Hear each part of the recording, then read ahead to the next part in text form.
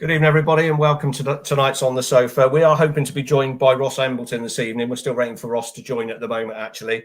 But just whilst we are, I'll just run through a couple of bits in terms of the weekend and the results of the weekend. So, unfortunately, the academy side did lose this weekend, 4-2 at Cambridge, with goals from Cian Larkins and also Harrison Gray. But the other results went in our favour, with the women's team in the National League Cup beating Keynsham Town 3-1, and that was 2 goals from Libby Davis and 1 from Sarah King. And of course, as I'm sure we're all aware, a very good 3-1 result for us at Barrow for the first team on Saturday as well. And Drynan, Glatzel and Bachaman are the scorers for that one on Saturday. So as far as myself went, it was my first ever visit to Holker Street on Saturday, and enjoyed it very much. Of course, there were the obligatory nervous moments, and we were thankful for a brilliant save from Conor Ripley halfway through the second half to keep our 2-goal cushion.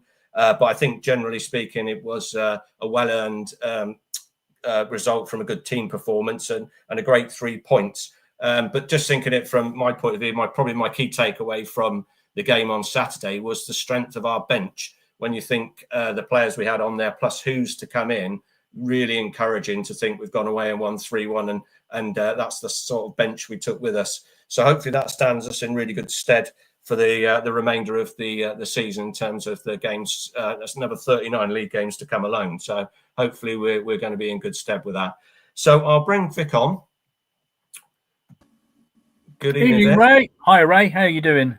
Yeah, good evening. All right, thank you. And I should note at this point, actually, that bringing Vic on's been going on for quite some time. So on our OSC group chat, Tim reminded us this week that the Monday night panel is now more than 5 years old. So thanks ever so much to Vic and Chris for all the hard work that's gone in to make that possible. And of course, all the guests along the way and the panelists as well. But 5 years has flown by, Vic, I guess. Yeah, I was only 31 when we started, obviously now 36. So, yeah, I wish. No, it's been great. And thank you very much indeed for all the hard work that Chris puts in. She's having a break this week. And, of course, all the guests and panels members, of which you are one, Ray.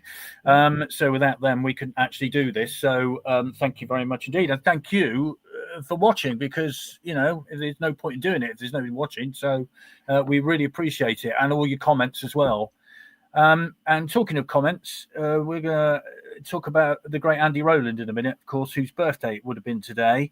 He left us last year in 2024, but of course, what a career he had at Swindon. And lots of comments today when we posted it on social media too, which we'll read out in a little while. SAS, limited availability for Salford, which is, of course, a week on Saturday. And I think it's October the 4th. There are still spaces left for Newport. That's the 12:30 kickoff, of course.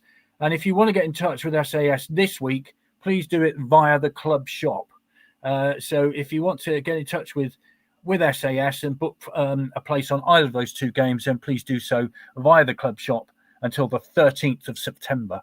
So that's how you can book a place for those 2 matches. And the following we're taken away this season is amazing.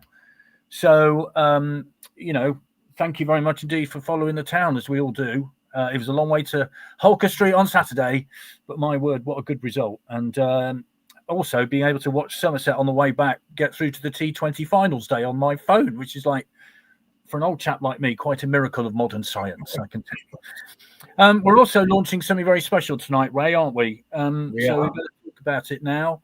You may remember a couple of years back we had the Derby Rimmer badge, which was incredibly popular. Well, this time I'm delighted to say that we're launching a new badge. Ray can hold it a bit closer than me. It's in conjunction with our charity of the year, the Prospect Hospice, who are also, of course, Swindon Town's charity of the year. And you can see it there. That's our brand new badge, £4.50, £1.50 post and package. All of that £4.50 goes to Prospect Hospice. So if you want to get in touch with that, please, you can do that on the website. That'll be available very shortly. And you can order it through there, or of course you can come into the Legends Lounge before home matches and get one there. So there are, brand new badge for the Prospect Hospice this year, and if it's as popular as this Derby Rimmer ones were, and I've no doubt it will be, then they're going to go like hotcakes. So if you want to grab one of those, then please feel free to do so. All the £4.50 goes to Prospect Hospice. Obviously there's £1.50 on top for posters and packing, or just buy it in the Legends Lounge. It's as simple as that. Absolutely. Yeah, we're still waiting for Ross, Vic, so we'll carry on. Yeah. Let me have a look. Let's have a look. Yeah, this is from Mark. Andy Rowland, great player and a club stalwart. Hi, Clive, Mays and Rowland, Swindon's best ever strike combination. R.I.P. Andy. And hi, Richard Mattick, otherwise known as Dick Mattick, great goal scorer, but also a team player who was willing to help out by reverting to centre half in the Macari era. Also, few may remember, successful acting manager. He certainly was. And we got lots more of those, so I'll get through those in a minute. Let's have a look. So thank you very much, Dee, for all of your comments on this. Martin Nolan, a super servant to the club. And hello, Elswin56. Yes, he was. Nice bloke as well. So they're all a similar theme, aren't they, really? Not only was he a very good player indeed, he was also a very nice chap. And if I might remember, he was the first Swindon Town player I ever interviewed when I was on Hospital Radio Swindon. So it was, you know, what a great man. And he invited me around to his house. He sat, had a cup of tea, and I'm sitting there thinking, it's Andrew Rowland. You know how it goes. But fabulous. What a player. What a man. So what are your memories, Ray? Yeah, I remember him in late 70s era, really, for me. It was the Mays and Rowland combo that I really remembered. And yeah, I always thought he was such a great header of the ball. Hang on, the phone's going. Yeah, I remember him being such a good header of the ball, sort of near post corners and all sorts. He was always kind of a real threat, and of course, he was the perfect foil for Alan Mays as well, wasn't he? And yeah, and I remember lots of games where the pair of them terrorised teams, and of course, the one we're always going to go back to, Andy Rowland's, is the fourth goal in the 4-3 against Arsenal, which I think was in the yes, it was. Video. Yeah. So for me, lots of really good memories, and obviously his position changed, as Dick had said, and then obviously the spell, you know, in coaching, etc. So around for a long time at the club. Cycling Red, never forget those days with Andy and Alan up front. What a partnership that was! One of the great partnerships, really. And if you never got a chance to, if you're too young to watch it, you've missed a treat. And then don't forget also, of course, they're Chick Bates and Paul Gilchrist in the background. Who were also a very good lethal combination. And very sadly, of course, we lost Chick Bates not too long ago. So a real shame. If you want to get in touch with us and let us know what you think of Alan Mays, and happy to take your comments. I'm just trying to go through the system again. And here we are. Yes, lots of them. Melv Meredith. What a player for Swindon. Brilliant. I'll leave the other word out because it's only 7 o'clock. Hi, Martin. Legend. Gary Parker, brilliant player and top bloke to talk to. Legend. Rich James says he was a mate of mine. Hi, Paul. Top player, very skillful for a centre forward. Hi, Martin. Top player and top man. Matthew, hi. Happy heavenly birthday, Andy. A Swindon legend. Many more of those, which I'll read as we go through. We're still waiting, I think, for Ross Embleton. Yeah, still waiting for it, yeah. We have sent a reminder, but if you want to send in any memories of this, hi, Sean. Rowland and Mays, my favourite forward line of all time. And hi, Daz, not football related, but R.I.P. Rick Davis, Swindon born, of course, from Supertramp, who's passed away today at the age of 81.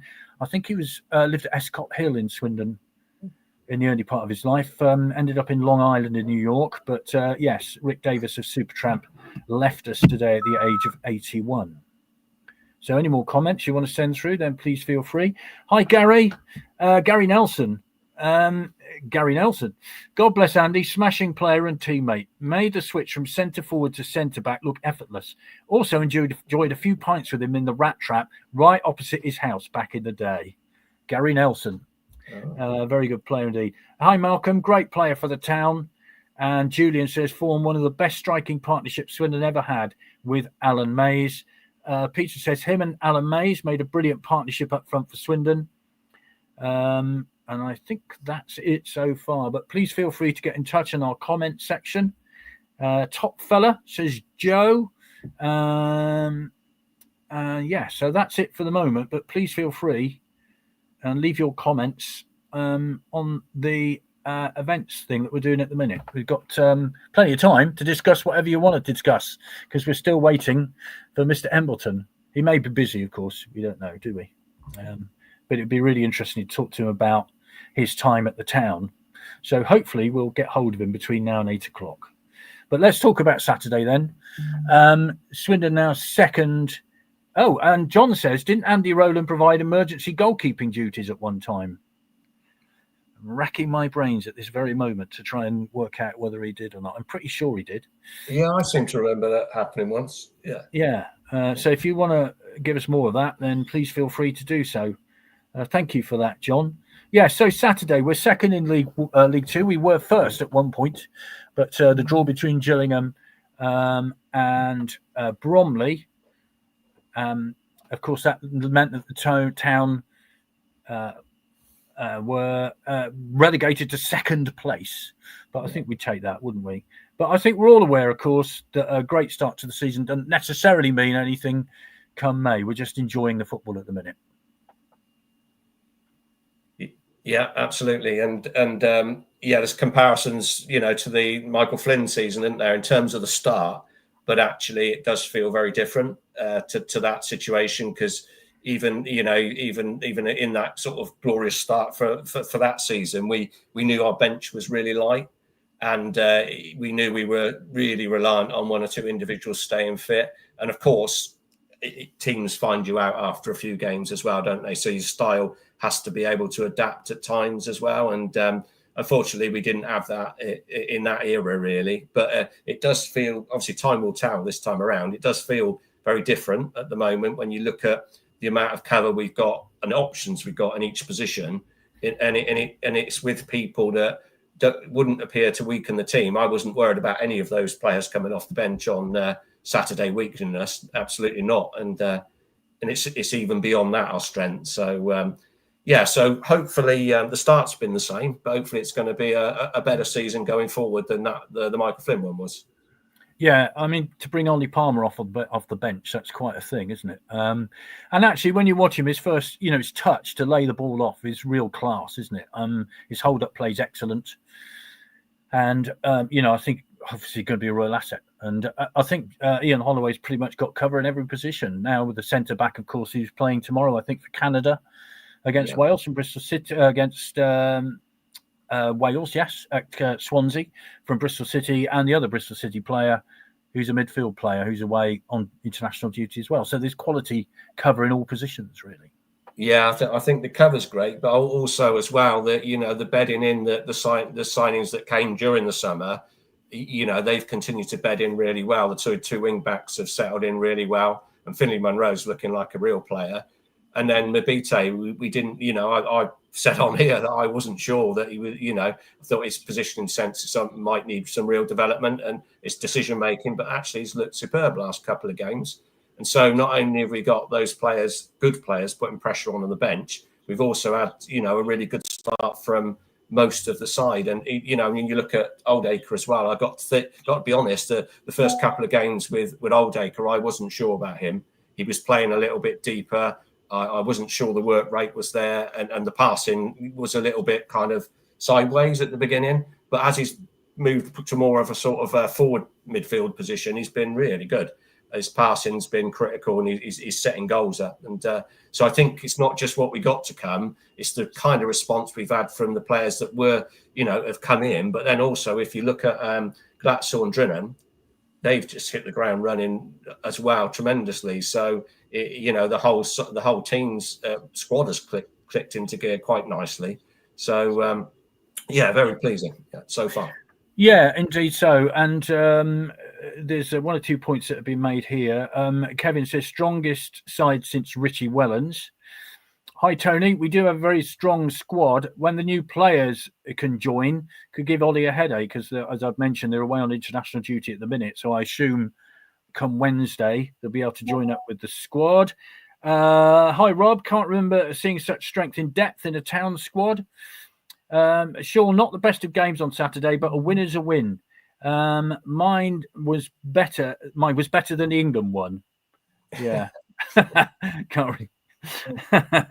Yes, well, Was that 2-0? I don't know. I drifted off halfway through, so I didn't really take any notice of it, to be honest. Yeah. Hi, Mr. Garrett. Great ad-libbing, Ray and Vic. Yeah, we're doing our best. That's all I can say. Hi, Rob. It's still a work in progress. And I guess that's the point, isn't it? Here we are. We're in September, just over a month into the new season. All the new players have got a bed in. I think the likes of Monroe and all the other new loan signings that we brought in have looked really good. I mean, Monroe impresses, doesn't he, going forward?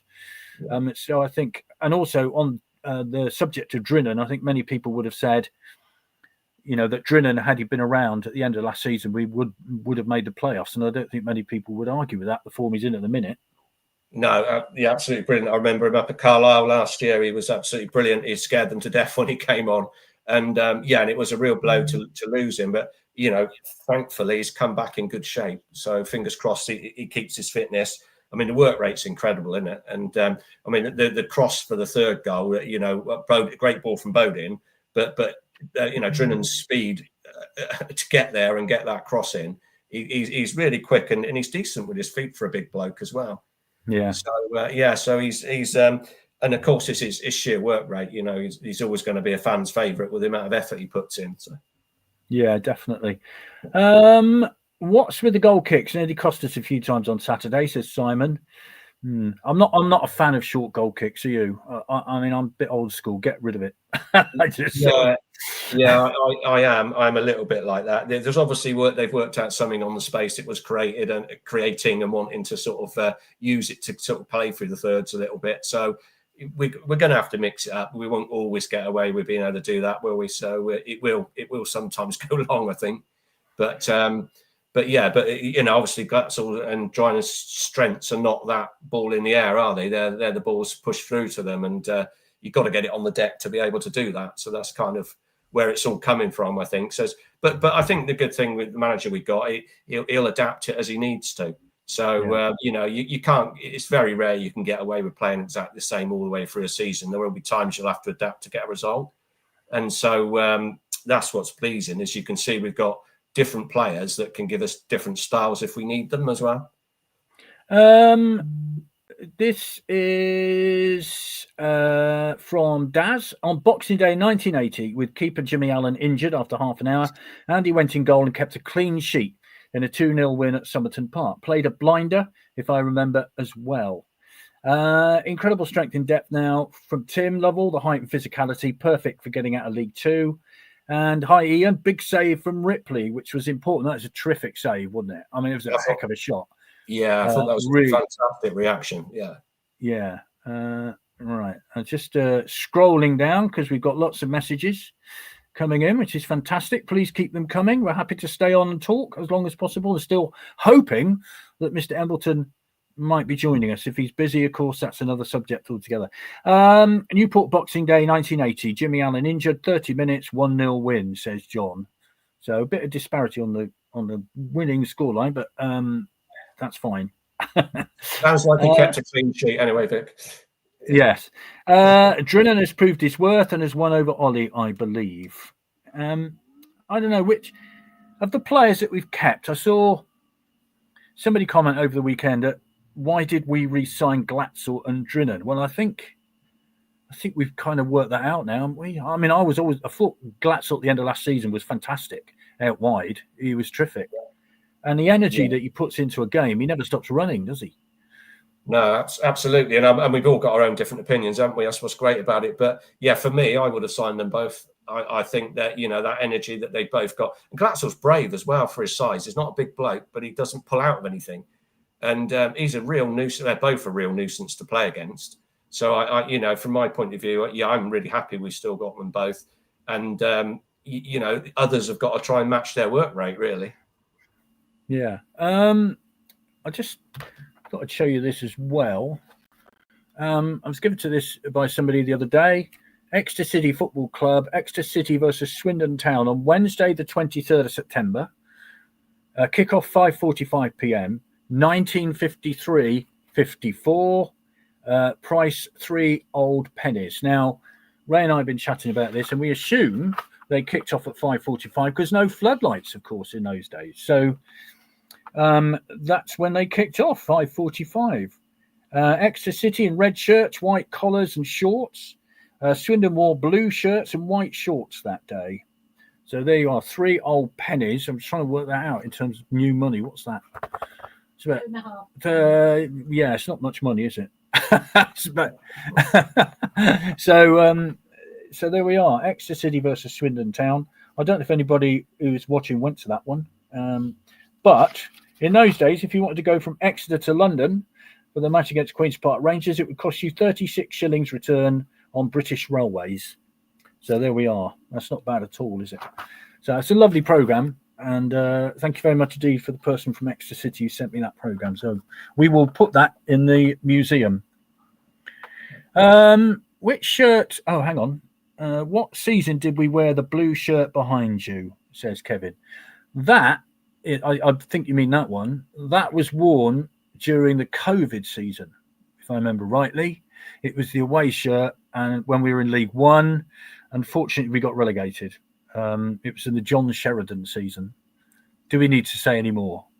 But actually, I quite like it. I think it's one of the best shirts we've had in a long time, to be honest. But that's when it was, in the COVID season of 2021. Is that right? Yeah, of course. Yeah.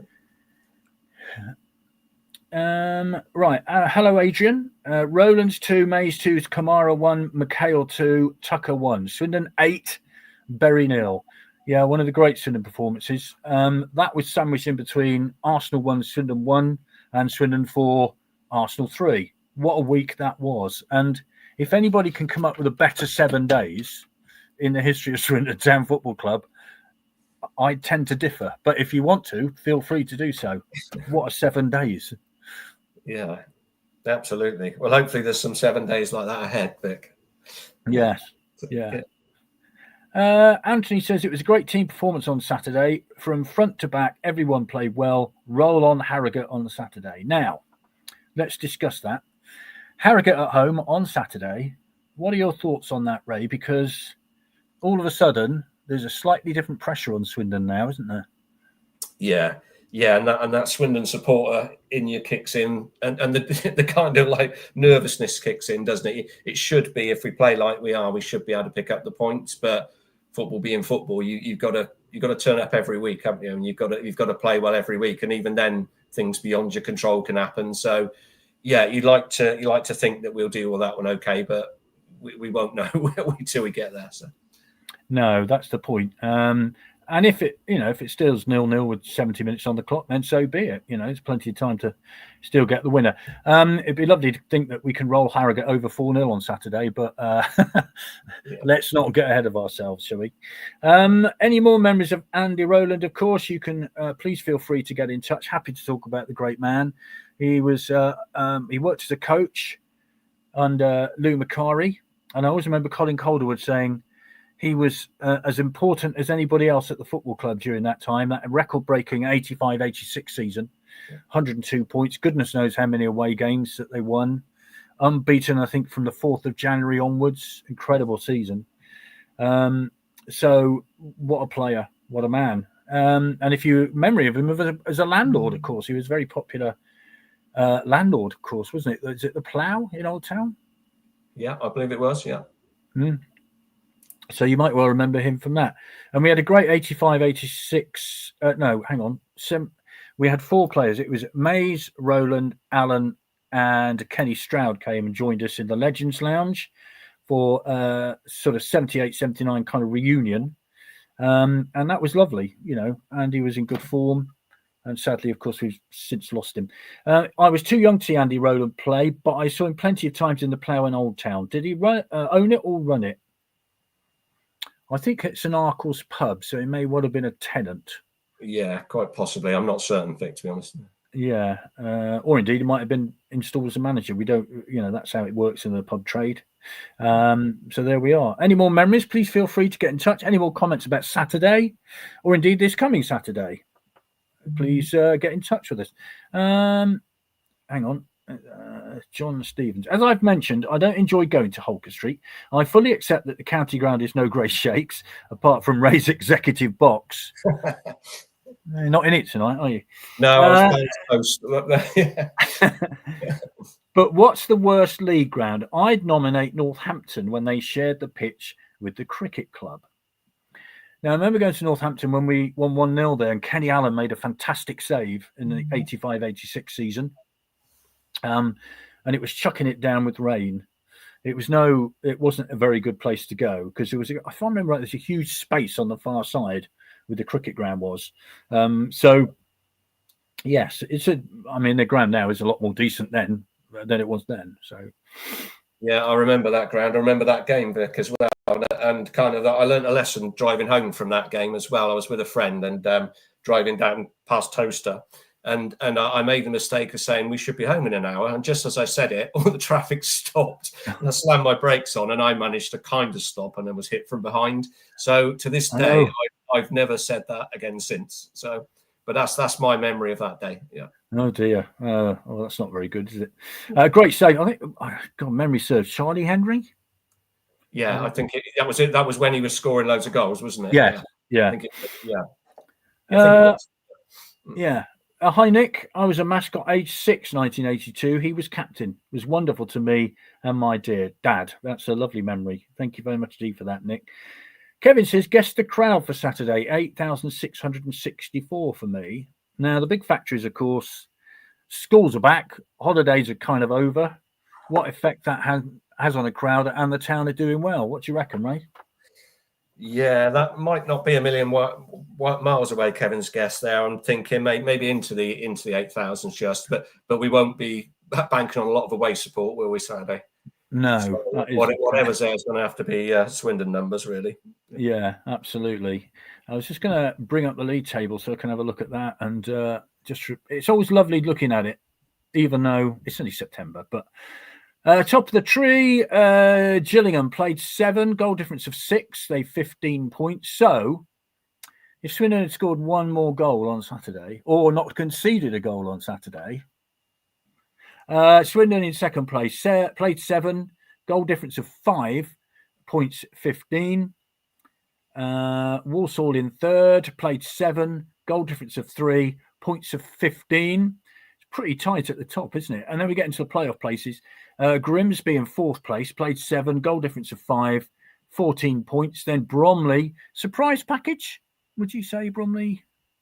They're definitely surprising me at the moment because I thought this might be the second season struggle kind of thing, but they've not started like that at all, have they?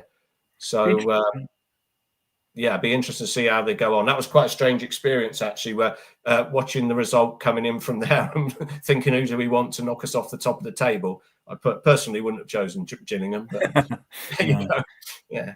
Be interesting to go to Bromley and see what they've done with their ground because it looks like they've certainly made a difference at that away end, didn't it? I hope to get there this year. I didn't go last time, so I hope to get there this time. It was a kind of a tent with toilet facilities, which were somewhat limited. Bromley in fifth place, played 7, goal difference 5, 13 points. Then come Crewe in sixth, played 7, goal difference of 4, 13 points. And then Chesterfield in the final playoff place, they played 7, goal difference of 2, 13 points. And Salford, our next away game, they're in 8th place with 7 games played, goal difference of 2, points 13. But I guess the one surprise early on is MK Dons, who've slipped out a bit, haven't they? Yeah, it's a surprise. I guess they kind of come in with the pressure straight away as well, haven't they? The sort of money they've thrown at it and the manager they brought in, the squad they've got there. So you would expect that they'll claw their way up there, wouldn't you? Honestly speaking, they've got enough players to do it, but it's never easy, is it? When you're the club that everybody wants to beat, it's never easy. No. I have great memories of Andy, superb player and a true gent, says Daz. The theme is continuing to be the same. So we're still waiting to hear from Ross Embleton. I know he sort of partnered up with Andrew Halls a couple of years ago, didn't he? On that never to be forgotten awful night at Colchester. I didn't hear it because I was at Colchester. Yeah, I'm pretty sure it was him. It certainly did one of the recent Colchester ones because he had the Colchester link. So so I was thinking that fortunately I was listening to the radio, I wasn't there, but he's actually a good co-commentator as well, as he's got lots to say. But I do remember that listening that night, and it's a pretty bleak night, wasn't it? But it turned out to be kind of the springboard really to much better times. Really. Yeah, couldn't have been a lot worse than that. That's about as bad as it gets. Away end will be completed by the time we got there, so more tickets this time at Bromley.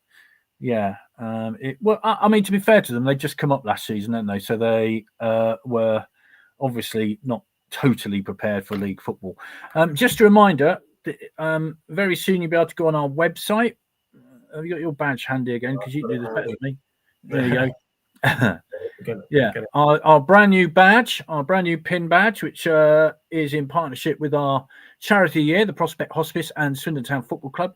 The Derby Rimmer badges were fantastic, and they went very well indeed. So these will be £4.50, and they've done very well to get all the badges and the slogans on.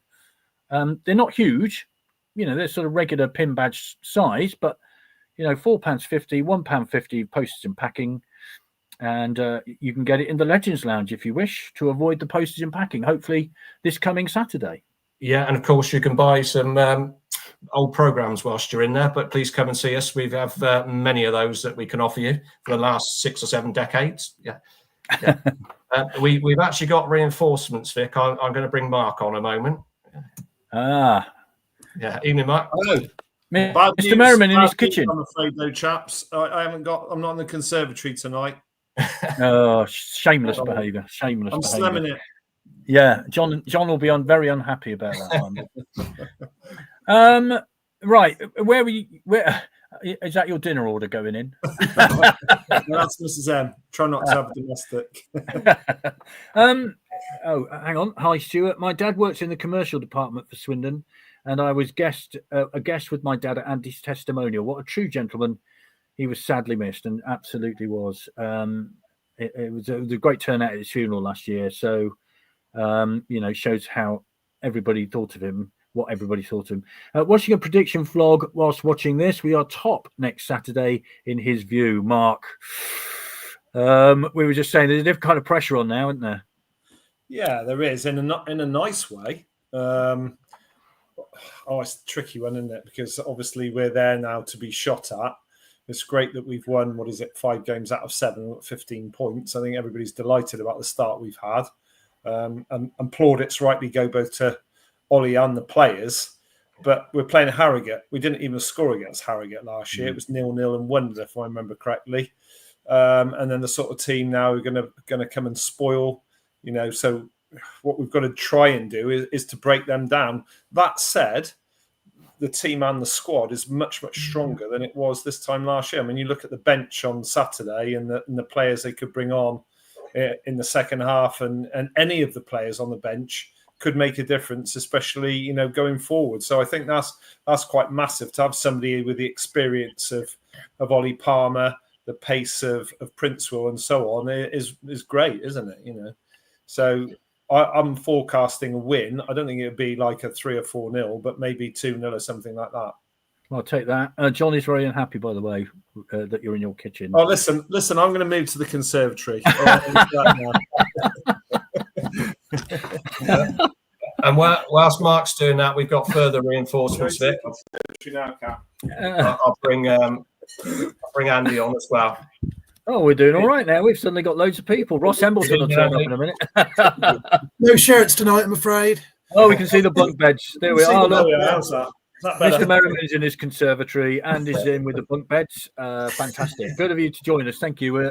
If Mr. Embleton turns up, then obviously we will speak to him, but we'll find out why he's not here at some point, I'm sure. Where were you on Saturday, Mark?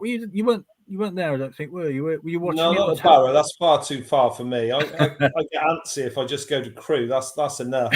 At some point, I am going to have to bite the bullet and go to Barrow. I've never been there. I try to do new grounds every year, so potentially going to go to Salford. Potentially, we'll see. Oh, right, okay. Well, you're not. Hopefully, you won't be going to Barrow next season because we'll be in a different division. That's the hope. Yeah, that's the hope, definitely. Yeah. You were there, Andy. What was your overall view of it? Yeah, I was there. Good solid performance. Obviously not a patch on the Crewe game, but then what's more important, 3 points, isn't it? And that's what we got. So you can't fault it on that. So yeah, Encouraging, very encouraging. I didn't think, sorry, Vic, I didn't think, Andy, at any point we played particularly well. No. That sounds a bit churlish given the fact we've won 3-1. But obviously the goal after 2 minutes was great. It seemed so easy. They gave us so much room. Monroe galloping down the left-hand side, there's so much room. And then it was better than an easy tap in for Drinning because he actually pulled away off the defence, which I thought was really clever, and then slotted it. Then we had a patch where we didn't really do anything. They missed an easy chance at the far post, didn't they? And then again, out of nowhere, we got a very easy second goal. Second half, I thought we were average at best. We didn't pass the ball particularly well. Got a third goal against the run of play. Ripley made that brilliant save, and I thought they put us under quite a lot of pressure without playing that well themselves. So, but you can't be churlish because perhaps the sign of a good side is that you win when you're not playing particularly well. We should also mention the fact that it was very windy. What sort of effect that had at pitch level? We couldn't get out second half, could we? No. I mean, it was windy on that rickety old stand. So it always seems to be windy, doesn't it, at Barrow? Yeah. Do you know what? This 2 comments is just. I was just about to say this very thing, right? Tony says, "Show us your house, Mark," and then Daz says, "Thought I just turned into Through the Keyhole." Do you remember that with Lloyd Grossman? Who lives in a house like Mark? It's over to you. Brilliant. Who lives in a house like this? Yeah. Sounds like Daz, actually. That it could be. Yeah, we should have got him on to do that, shouldn't we? I had that very thought when that actually came in. I said on Saturday I'd rather not be top early, rather lurk around and then hit it like that to Canio season. Quite frankly, Ray, I'd be happy to top all the rest of the season, quite frankly, wouldn't you? Yeah, if we could have it in writing, I'd settle for that. Yeah. But, it would be nice. But I mean, we're hopefully going to be in and around it the way we're playing, he says. And so that pressure's going to be there, isn't it? Whether you're top or you're just under it. So, if we can keep doing what we're doing with the resources we got around us on the playing side now, then I think we can probably cope with that because we can change it up. As I was saying earlier, we can change it up when we need to. We've got different options now. Ollie Palmer off the bench. Blimey, who would have thought that? That away end tent, though, more posts than seats. There were a lot of posts, Andy, weren't there? There certainly were. I think I counted 5 posts blocking our view at any point of the pitch. So, and when it went down in the far corner, you had no chance of knowing what was going on, did you? So, no chance, no. I did manage to pick the big floodlight pylon as well. So I had those posts plus a floodlight pylon. On the Life of Kitmen vlog, it did seem very windy on the pitch. Well, it was windy. But they were adjacent to it. Furness Rovers were at home, weren't they? And they were playing kickoff at 2:00. So you could say you went to 2 games in one day, I suppose. Really, don't know what the result of that was, but it was the East Lancashire District League, Andy. We worked out. Apparently so. Yeah, apparently it was. I don't even know who they were playing, to be honest. No. There you go. Yes. So, what grounds have you got, Mark, that you want to go to? Oh, blimey. Well, I keep a record of all the grounds I've been to because I'm sad and I need to get out more. I've been to, I think it's 93 in total, but a lot of those are now defunct. So like Ayrson Park and Roker Park, watching the town. So many. Baseball ground, places like that. Yeah.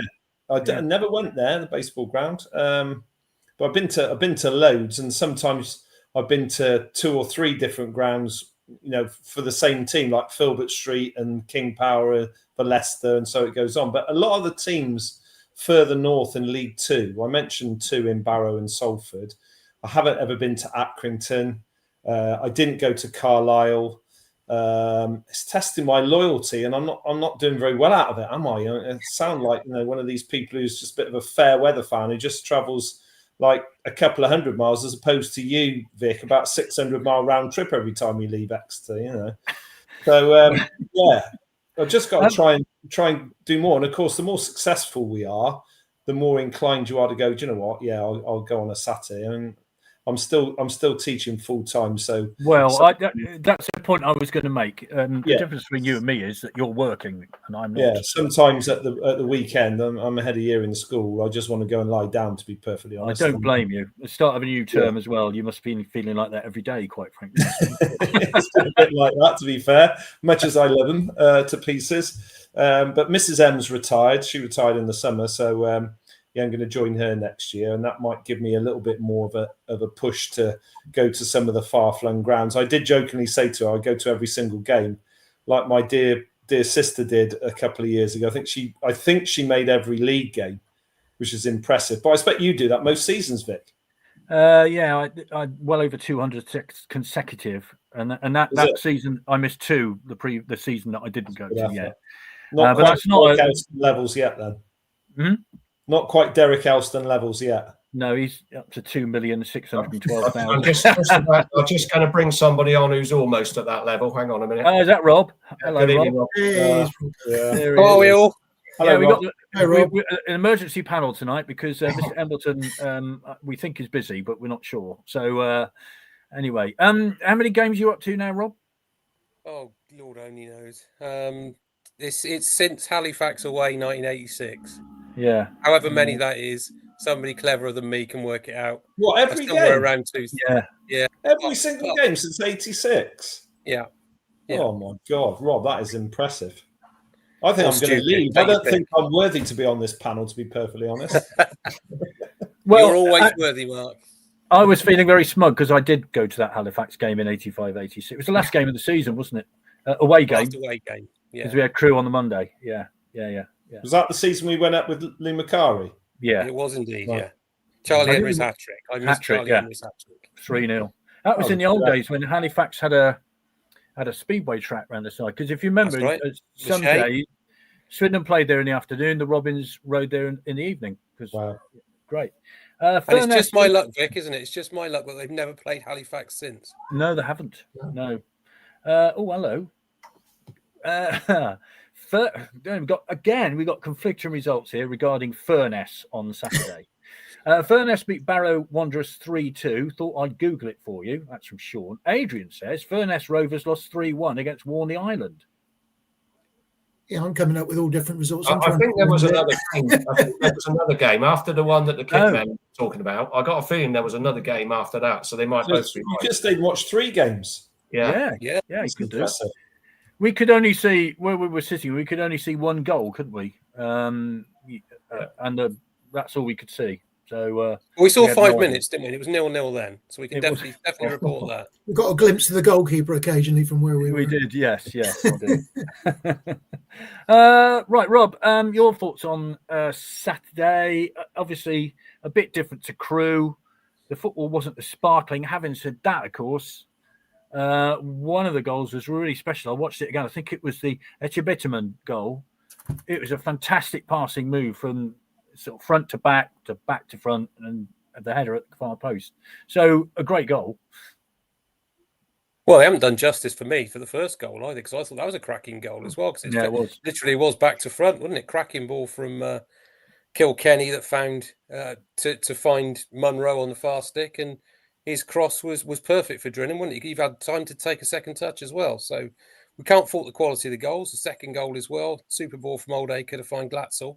So the quality of the goals, certainly the quality of the final ball, which is something that at our level lacks significantly, I think, when you see the quality of the players. Generally speaking, in League Two, quality of the final ball is often what lets you down.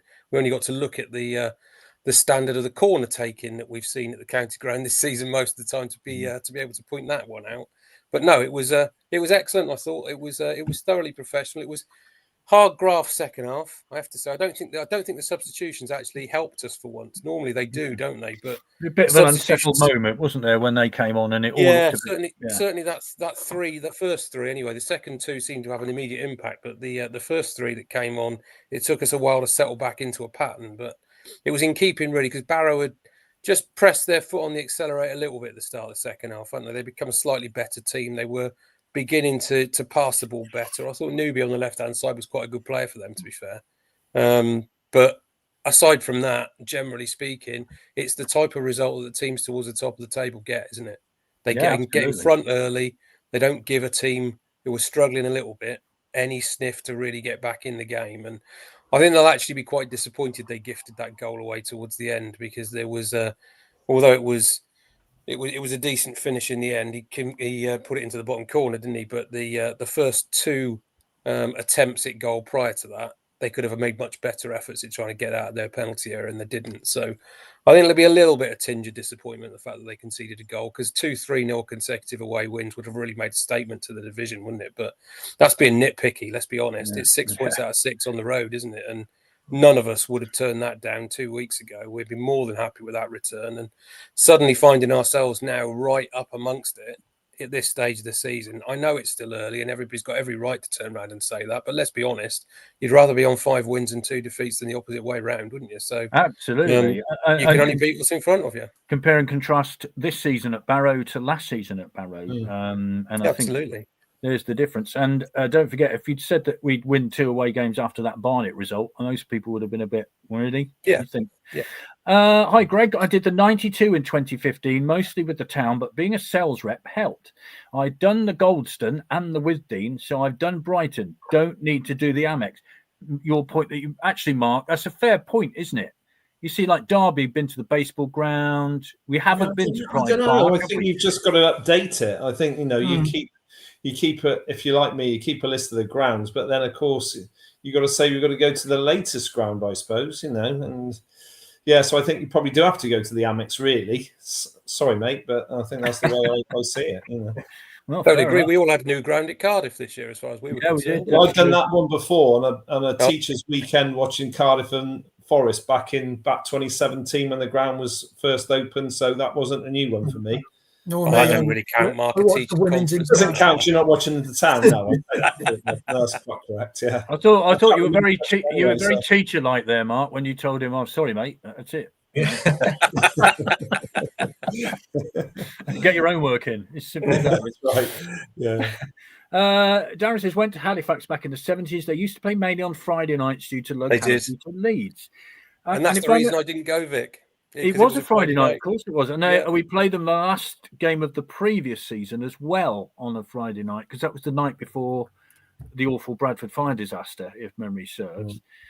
3 leagues, Furness played in Saturday. They won 11-0 along with those other 2 results.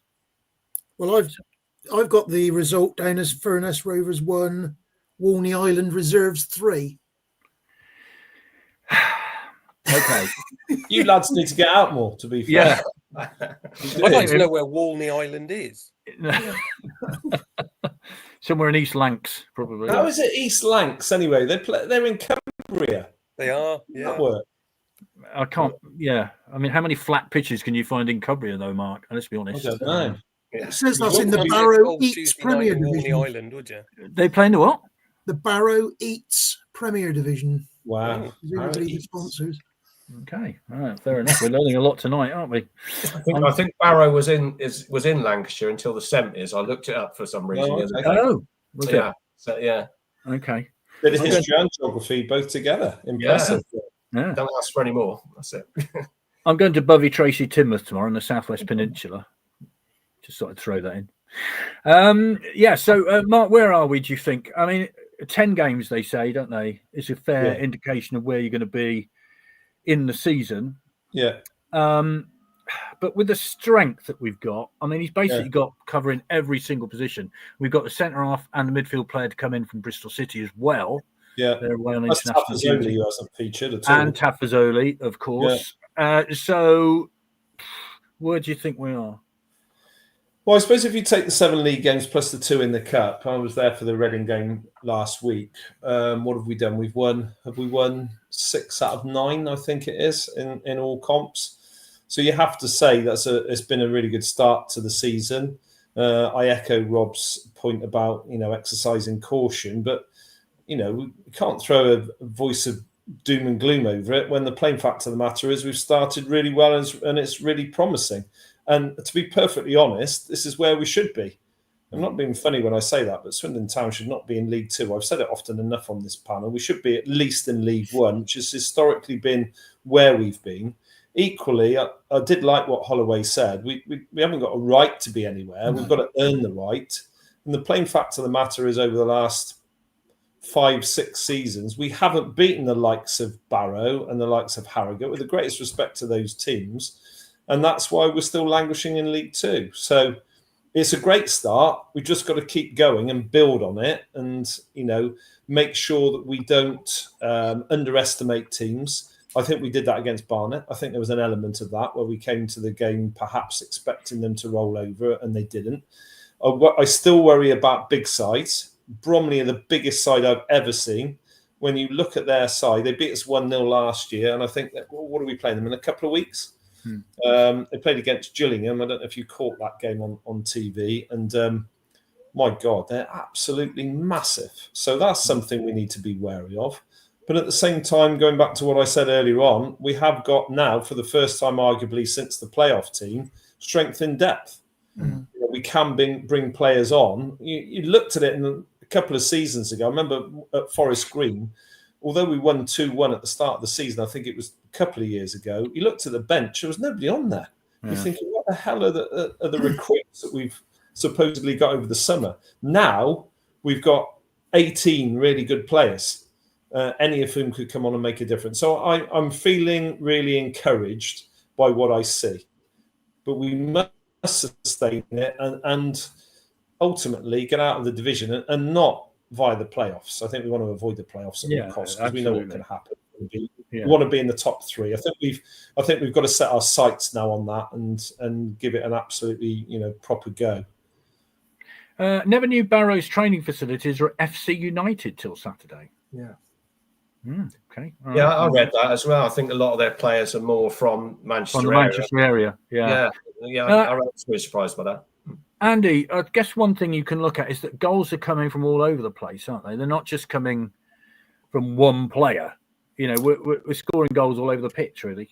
No, that's good, isn't it? You're not relying on any one. And, to be honest, with the amount of attacking players we've got as well now, you've got, as Mark was saying, you've got that depth.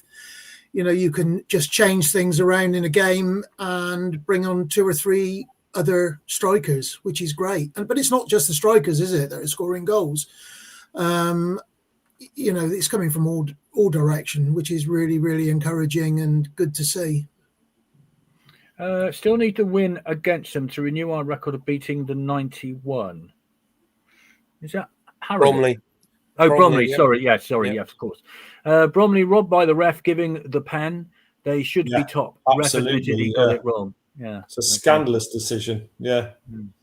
Because we drew at Bromley and lost at home to Bromley last season, didn't we? Mm-hmm. Yeah. Right. So that goal's all over the shop, Rob. That's an important factor, I think, isn't it? It is very important, but let's be honest, you do want your strikers to score goals, don't you? Because that gets their confidence up. And it's great to see that Saturday was a goal from every one of the 3 strikers, wasn't it?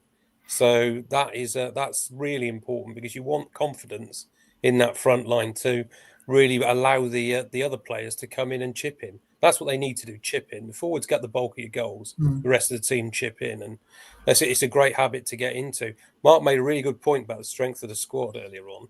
And for me, for the first time in a long, long time, I can really see the value of the Virtue Trophy this year, because there's going to be squad players who need games, and they're not going to get games week after week if we've got a squad the size that we've got.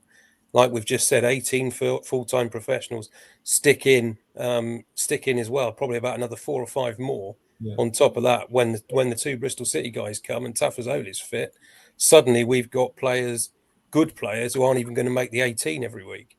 So we really do need games for players who aren't playing regularly. And we all know, and we've lamented this on here many times before, the value of the football combination that gave those players the opportunity to come in when there were suspensions and injuries. We don't have that now. So for this season, probably, there is real value in the group games in the Virtue Trophy for us. Yeah, absolutely. I mean, the thing is, Ray, that we're enjoying it. I think it's just fun at the minute, isn't it? I mean, you're looking forward to swinging games, whereas this time last season it was a bit, oh God. But this time you're kind of looking forward to it. Yeah, absolutely. And as you said a few minutes ago, the contrast to last year when when our manager didn't want to shoot when they had an outfield player in goal. It's chalk and cheese, isn't it? And it is really enjoyable. And you go with a level of confidence. You know, we're all realistic enough to know we're not going to win every game, but you go with a level of confidence. We got enough around us to have a good chance of winning the game we're going to. And I think that's the difference. Yeah, definitely. Any more comments? Please send them in. I didn't see that Bromley game on the telly. I was watching Somerset beat Birmingham in the T20 quarter-final. Sadly, can't go to finals day because it happens to be on Saturday. Thanks, ECB. Time for Betty to score a 40-yard screamer Saturday to add to the scorers list, says Adrian. Because of the squad, think we will progress well in the Football League Trophy. Now, a lot of people knock it, but I've always thought, Mark, that's the most realistic chance to get into Wembley Stadium is that trophy. And I know there are certain people who don't like it for various reasons, but I just kind of think the more competitions you're in, the more you win, the more confidence you get. Yeah, I think, again, Vic, I've made no secret of the fact that I'm not a big fan of the competition since the under-21s and the Premier League sides came in, because I think it what was a decent competition for lower league football clubs. And obviously we marked that with the 2012 appearance against Chesterfield, albeit a losing appearance in the final at Wembley. If I remember rightly, it was over 50,000 there, which in itself says that was a good competition for us to be in. I've come around a little bit to it, and Rob made a really good point, didn't he, about the fact that some of those players will need games. We saw that a little bit last Tuesday against Reading. We gave full games to people who hadn't started matches, which was really good, and it was a really enjoyable game. That said, swinging against West Ham under 21s, not sure. I'll think about whether I want to go to that or not. But obviously, as the rounds progress, I'll be more encouraged to go, particularly to the games at home. And it is a realistic opportunity of a side like Swindon getting to a Wembley final again, which would of course be great. Yeah, we were riding the Canio wave, weren't we, at that time, Andy? And one or two team selections that day, we're all scratching our heads and thinking, okay. And as it turned out, against John Sheridan's Chesterfield, it was a pretty miserable afternoon, if I remember rightly. Yeah, it was 2-0 defeat, and as you say, some odd decisions in the team that he played. But yeah, I agree. I'm not a big fan of the under-21s being in the competition. I think it'd be a better competition if they used maybe the top 12 National League teams and brought them into the competition. I think they did it, didn't they, for a few seasons going back a few years ago, where the top National League sides played in it, and I think it just made for a better tournament. No one's really interested in watching an under-21 side. I always wonder as well, what if an under-21 side got to the final? What sort of problem that? That's a good point. None have they? Which is an interesting thought. I think Chelsea reached the semi-final once, but that's it. Yeah. Andy Rowland also saved a penalty at Wake Newport Boxing Day 1980, as I remember. Chris Kamar and Russell Lewis scored in a 2-0 win. Daz, Tom, hi. Not just a good squad depth, but better mix of youth and experience than we've had for the last few seasons. Right, we're going to end, I think, with our memories of the great Andy Rowland, whose birthday it would have been today. We started off with that, and I thought it'd be a good idea to pay tribute to the great man. Rob, what are your memories of him? What a fantastic centre forward. There's no two ways around it. In a class act himself, as a man, he was a superman. My memories of him as a player, I guess, probably go back to that famous 79-80 season. The 8-0 against Bury, followed by the 4-3 against Arsenal. And you look at that and you think, Mays and Rowland, I'm really struggling through all my years of watching the town to find a better pairing, a better strike pairing than that. Possibly we've had better strikers, but as a pair, they were probably the best I've seen. And obviously it was in my formative years as a town fan. But you can understand, as a header of a ball, when you talk about the weight of balls back in the olden days, which youngsters these days won't realise, the amount of times that he won headers and scored goals, that man clearly had real ability and probably played a level lower than his ability should have allowed him to play. I think he was a better player than the level he played at most of the time, and possibly that's his commitment to, which we don't see enough of these days, his commitment to the club itself, and making sure that you see players who really do immerse themselves in the town, in the environment that they live in. And obviously he went on in later life to manage a pub in Old Town. And he's been another of the fixtures of this football club and this town for many a year. So he really was a fantastic football player and a fantastic man. Yeah, started with Derby, of course. Then he went to Bury and played in the Bury side that won 2-0 on the opening day of the season under Bobby Smith some years ago, which when Bobby Smith came to Swindon, that made him sign Andy Rowland. So tremendous. Rowland's header versus Watford 1-2-0 was on match of the day, sticks in my mind, along with the Arsenal goal, of course. Ross Jenkins got an own goal, I think, for Watford, for Swindon, for Watford that day, which it was a disappointing defeat against Swansea 7 days later, and that basically cost us promotion, I think, but that was a terrific result against Watford. Ray, we spoke to you earlier about your memories, but again, what would you like to say about the great man?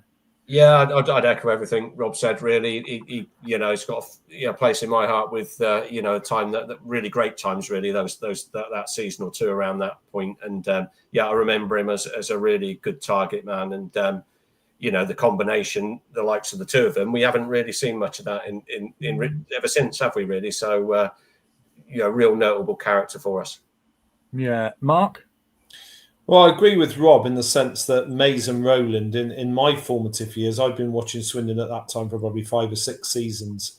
And great Swindon sides seem to go hand in hand with great strike partnerships, don't they? Shearer and White is another partnership we can think of. Yeah, exactly. You look at like Parkin and Mooney, and you look at Fallon, who came in as a 3 then, and you could go on and on, couldn't you, about great strike partnerships. But those two were really etched on my memory in terms of the 79-80 League Cup final campaign. Just trying to remember who scored the first goal against Wolves in the semi-final, because I know Rowland laid it on to Mays to score the winner on the night at Swindon when we beat them 2-1, and obviously got robbed at Molineux. We won't go into that. But, the other thing about Andy was, I believe that towards the end of his career, he played centre-back at Swindon. He did. And he did a really good job at doing that as well. I mean, you described the guy as a club stalwart. That's doing him a disservice, because he was just an excellent all-round chap. Everybody you speak to, I didn't know Andy particularly well or at all really, but everybody speaks very highly of him. He loved the club, didn't he? He lived it. And, people like that, I think, as Rob said, are pretty rare these days. We don't see people who give their whole sort of life and career to one football club. And I know he played for Bury for a time, but he'll be best remembered, won't he, for his time at Swindon, the goals he scored, the memories he gave us. The winner, of course, against Arsenal in the quarter-final, the 4-3. I can remember that was one of the games that's etched on my memory for a long, long time. We just begging the referee to blow up after we went 4-3 up. It seemed to go on for about 20 minutes, the last few minutes, and then it was just joy, wasn't it? Sheer joy, and he gave us that along with Alan Mays, and you can't ever take those memories away, can you? I'm desperately searching for that for that game. Hang on, Andy. Whilst you give us your memories, I should remember it, but off the top of my head I can't. But what's your memories of Andy Rowland? Echoing just what everyone else has said, I started following the town in the early 70s, and by the time, 78, 79 season, when we just missed out on promotion, with the Mays and Rowland era, I was probably 15 at the time, 14, 15 at the time. And then the following season with a fantastic cup run, which seemed like every other week you were playing a team from the old Division 1 then. It was absolutely amazing. And as I say, Rowland and Mays up front, just something else. And as you said again, he went on, he played, as centre half for a while as well, when he was coming towards the end of his career, which I remember well, and also remember him as the landlord in the Plough, having gone in there a few times when I first moved into Old Town. Mike, Wi-Fi is not playing ball at the minute. Have you got it there, Rob, in front of you? No, I can't find it either. I can't remember. I can't recall who it was either. It's one of those games that you can remember the fact that we were in front. You can remember the fact that what's the question, Vic? Well, you want to know the first goal against the Wolves game. Wolves one. Yeah. Wasn't I reckon it was Andy. Didn't Chris Kamara gallop down the right and cross to the far post? Well, we need somebody to score? It's not working. I should remember it off the top of my head, but I can't. I should too. Mine's not working either. It's obviously a thing all round at the minute. Yeah, trying to do the same. It's not pulling it up. Yeah. No. We're all trying desperately. I think Roland scored. I think it was a far post header. Yeah, we all remember it, but we don't remember it actually got the goal. But we do remember that second leg at Molineux, unfortunately. We do. No. Right, well, thank you very much indeed, gentlemen. If you can find it in the next 30 seconds, that'd be great. If you can't, then we'll have to wait until next week. Simple as that. I was lucky enough to see War Boys and Bannister at Bristol Rovers, said Darren. Dad was a gas head. Even he admitted Mays and Rowland were a better partnership. Mays, Rowland, fast forward, Doyle, Yates, very similar. Yeah. So there we are. Fabulous. Thank you very much indeed for joining us. No Ross Embleton tonight. We're not sure what happened. He's might be recruiting for the West Ham Academy, which is where he's at the minute. So is that who he works for? Yeah, as far as we know. Yeah. Okay. Peacock and Austin. No. Sounds more like a tailor shop or something like that, isn't it? Firm solicitors, Peacock and Austin. So there we are. Yeah, thank you very much indeed for filling in and joining us when we were trying to find out where Ross Embleton was. We'll no doubt try and get him on again, if not for the fact that I did 3 hours of homework yesterday and sort of I don't want it to go to waste, quite frankly. So thank you all very much indeed. We'll see you on Saturday. And I had a bizarre day at Somerset today, watching bright sunshine until about 2:00 when it was biblical. That's all I can say. So incredible.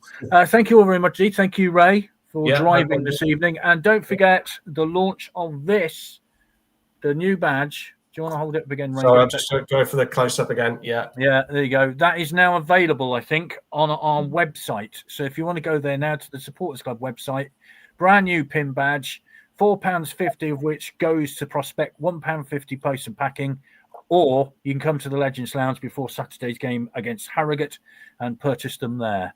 And as you say, we're raising money for the Prospect in conjunction with the football club and Prospect. So we're trying to raise as much money of them as we can this season. So we'd be grateful if you went in and bought them. They're very nice little badges. Thank you, gentlemen. Thank you all. Yep. Thank you. A recording of EastEnders awaits. So we'll see you soon. Oh, God. Cheers, everyone. Bye.